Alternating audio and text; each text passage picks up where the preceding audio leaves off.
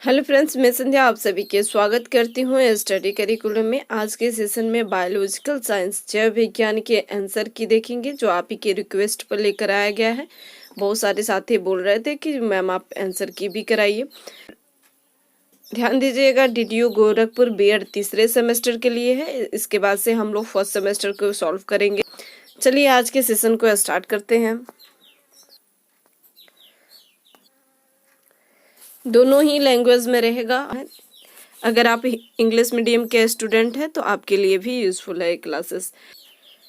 Unit lesson plan was defined by Bloom, Morrison, DV Herbart. तो किसने define किया है? तो मॉरिसन ने डिफाइन किया है। हम ध्यान दीजिएगा, किसने किया है? तो मॉरिसन ने डिफाइन किया है। नेक्स्ट है, निम्नलिखित में से कौन सा व्याख्यान कौशल का घटक नहीं है? तो व्याख्यान कौशल का घटक नहीं है विद्यार्थी का उत्साहवर्धन।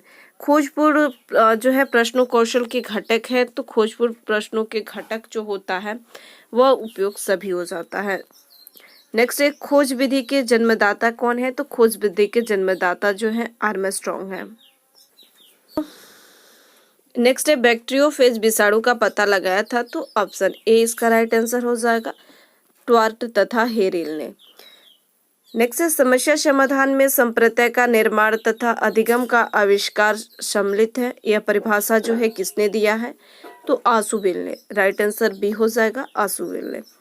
नेक्स्ट है, ब्लूम तथा अन्य ने ज्ञानात्मक पक्ष का वर्गीकरण प्रस्तुत किया है, तो कब किया है? तो 1956 में। राइट आंसर बी हो जाएगा। बोध का अर्थ है किसी वस्तु के अर्थ ग्रहण करने की क्षमता का कथन, तो इसका राइट ऑप्शन ए हो जाएगा, सत्यम।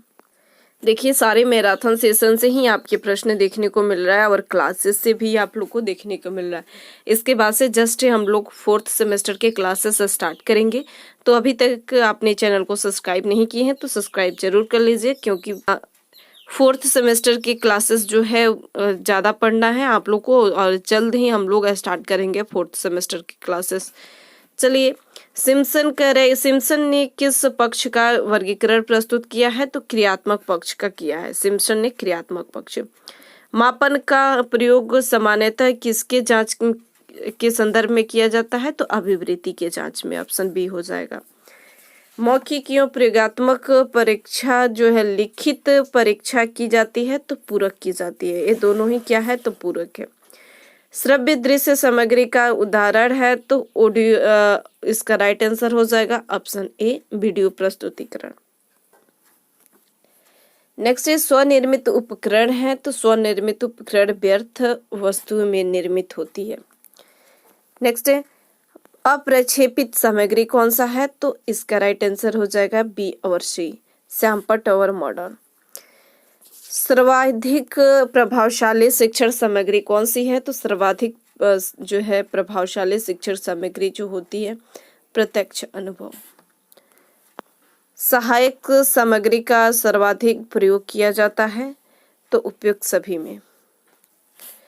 कौन सा अप्रक्षेपित माध्यम का उदाहरण नहीं है? तो चार्ट जो है नहीं है। शिक्षण की परियोजना विधि का प्रतिपादन किया था, तो किसने किया था? तो किलपैट्रिक ने। प्रदर्शन विधि में छात्र करते हैं, तो प्रदर्शन में सहायक होते हैं। एनसीईआरटी के अनुसार सूक्ष्म शिक्षण कक्षा में छात्रों की संख्या होती है, तो 5 से 10 होती। नेक्स्ट है, जीव विज्ञान शिक्षण में संबंध की आवश्यकता होती है, तो इन सभी की संबंध की आवश्यकता होती है। डी ऑप्शन राइट होगा। जीव विज्ञान संग्रहालय में अध्ययन किया जाता है, तो जीवाश्म का जो है जीव अवशेष का जो है अध्ययन किया जाता है।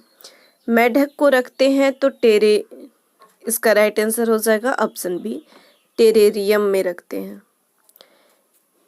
नेक्स्ट है, पाठ्य पुस्तकें शिक्षण में सहायक होती हैं, तो सामूहिक सहायक होती हैं। देखिए, ये सभी आप लोग को मैराथन में कराए गए प्रश्न हैं और आप लोग के क्लासेस में भी कराए गए हैं। जीव विज्ञान का पाठ्यक्रम होना चाहिए अनुभव केंद्रित, कार्य केंद्रित, छात्र केंद्रित, तो ये सभी है। मधुमक्खी पालन जो है निम्न में से किसके अंतर्गत आता है? तो एपीकल्चर के अंतर्गत। करिकुलम शब्द की उत्पत्ति किससे हुई है? बार बार आप लोग को मैं मैराथन सेशन में बताई हूँ, ये सभी प्रश्न लैटिन से। नेक्स्ट है, इंडियन बोटेनिकल सोसाइटी की स्थापना किसने की है? तो बिरबल साहनी ने की है। निम्नलिखित में से कौन सा प्रस्तावना का कौशल का घटक नहीं है? तो प्रस्तावना के कौशल का घटक जो है संकेत देना, यह नहीं है।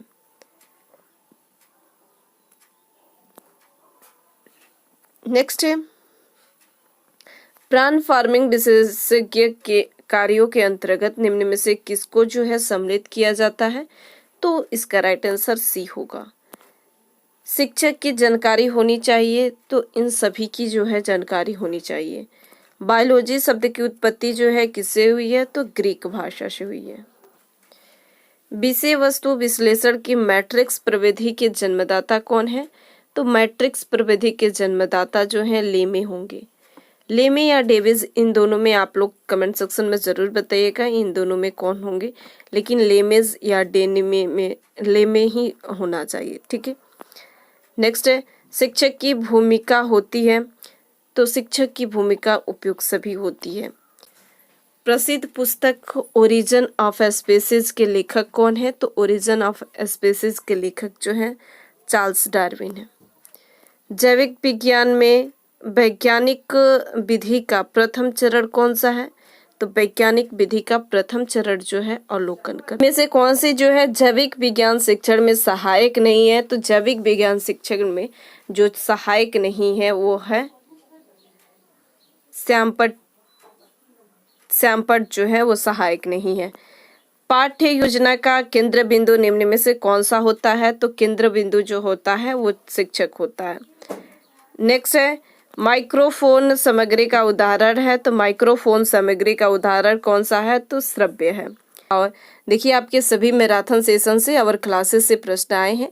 जल्द ही हम लोग 4th सेमेस्टर के क्लासेस स्टार्ट करने वाले हैं। अभी तक आपने चैनल को सब्सक्राइब नहीं किए हैं तो सब्सक्राइब जरूर कर लीजिएगा और साथ ही साथ दोस्तों के बीच भी शेयर कर दीजिएगा। नेक्स्ट प्रश्न है, अंतिम जो प्रश्न है, विज्ञान क्लब का संरक्षण जो है कौन करता है, कौन होता है?